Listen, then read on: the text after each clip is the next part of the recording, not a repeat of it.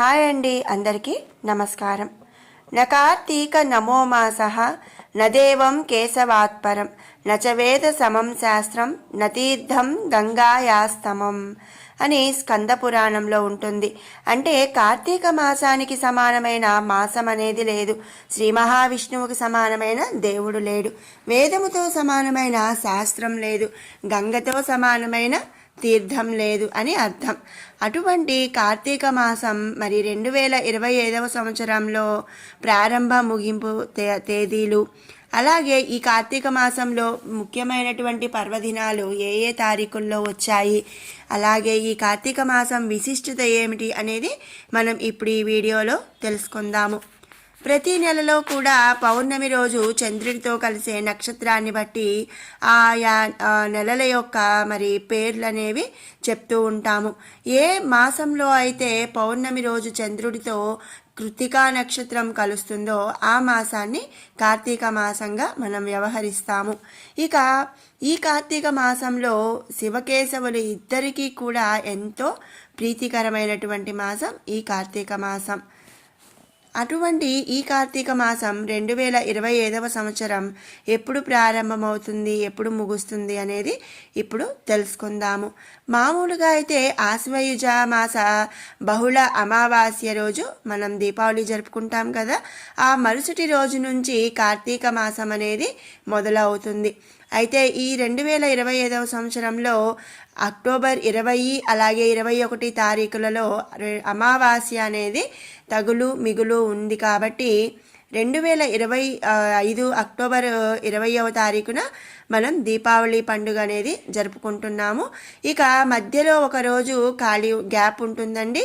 October 22 బుధవారం నుంచి కార్తీక మాస స్నానాలు అనేవి, కార్తీక మాసం అనేది ప్రారంభమవుతుంది. ఇక కార్తీక మాసం ముగింపు తేదీ నవంబర్ 20, 2025 సంవత్సరం. అక్టోబర్ 23 గురువారం యమ విధియ. దీనినే భగినీహస్త భోజనం, భాయ్ దూజ్ అని కూడా అంటారు. ఇక అక్టోబర్ 25వ తారీఖు శనివారం నాగుల చవితి అండి. అక్టోబర్ 26 ఆదివారం నాగ పంచమి. ఇక అక్టోబర్ 27వ తారీఖు సోమవారం కార్తీక మాసం మొదటి సోమవారం మనం చేసుకుంటాము. ఇక అక్టోబర్ 29 బుధవారం రోజు కార్తవీర్య జయంతి. అక్టోబర్ 31 శుక్రవారం రోజు యజ్ఞవల్క జయంతి. నవంబర్ 1 శనివారం కార్తీక శుక్ల ఏకాదశి అండి. నవంబర్ 2వ తారీఖు ఆదివారం రోజు క్షీరాబ్ది ద్వాదశిగా జరుపుకుంటాము. ఈ క్షీరాబ్ది ద్వాదశి రోజు శ్రీ మహావిష్ణువు యోగ నిద్ర నుండి మరి మేల్కుంటాడు అని చెప్పి మనం చెప్పుకుంటాము. నవంబర్ 3 కార్తీక మాసం 2వ సోమవారం అండి.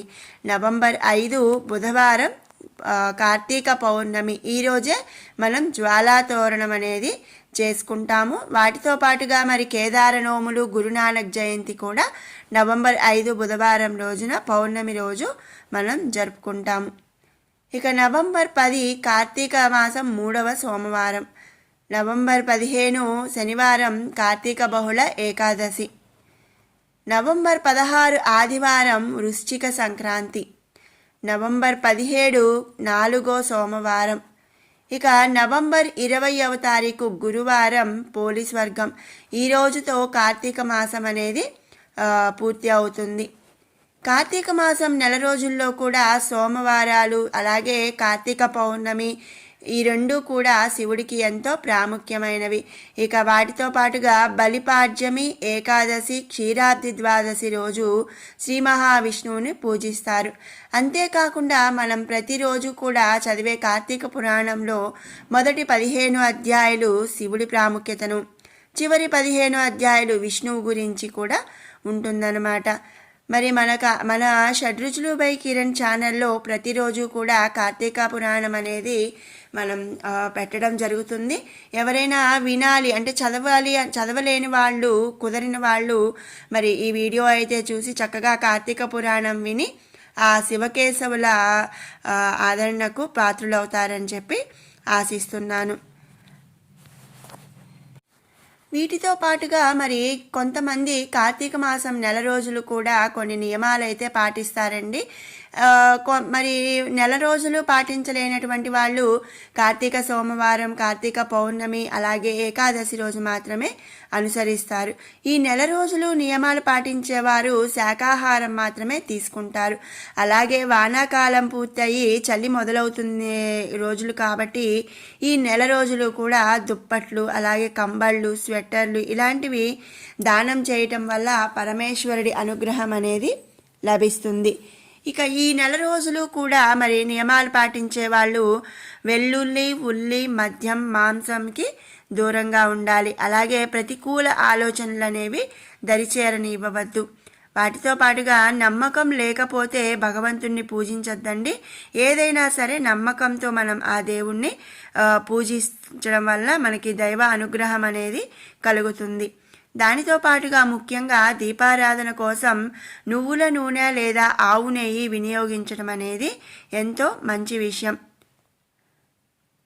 కార్తీక మాసంలో మినుములు తినడం, నలుగు పెట్టుకొని స్నానం చేయటం అనేవి ఆచరించడం అనేవి చేయకూడని విషయాలు. ఇక కార్తీక మాసంలో నియమాలు పాటించేవారు నియమాలు పాటించని వారి చేతి భోజనం కూడా చేయటం అనేది మంచి విషయం కాదనమాట. ఇది కార్తీక మాసం యొక్క విశిష్టత. అలాగే కార్తీక మాసం 2025వ సంవత్సరం ప్రారంభ, ముగింపు తేదీలు, ఇంకా ఆ నెలలో వచ్చే ముఖ్యమైన రోజులు. మీకు ఈ వీడియో నచ్చినట్టయితే లైక్ చేయండి, షేర్ చేయండి. అలాగే ఇలాంటి ముఖ్యమైనటువంటి ఇన్ఫర్మేటివ్ వీడియోస్ కోసం మన షడ్రుచులు బై కిరణ్ ఛానల్ని సబ్స్క్రైబ్ చేసుకోండి. మరొక మంచి వీడియోతో మళ్ళీ కలుసుకుందాం. Thanks for watching.